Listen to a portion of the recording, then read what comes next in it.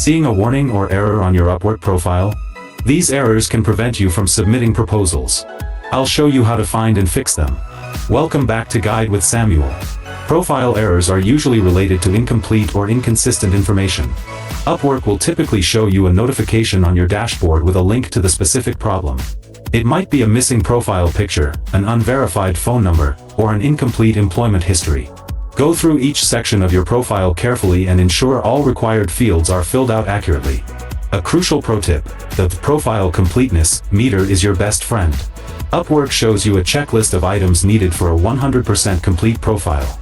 Work through this list methodically, as a complete profile ranks higher in search and builds more trust with clients. And just like that, you can clear those pesky errors and get your profile back to 100%. A complete, error-free profile is your first step to winning work. Is your Upwork profile 100% complete?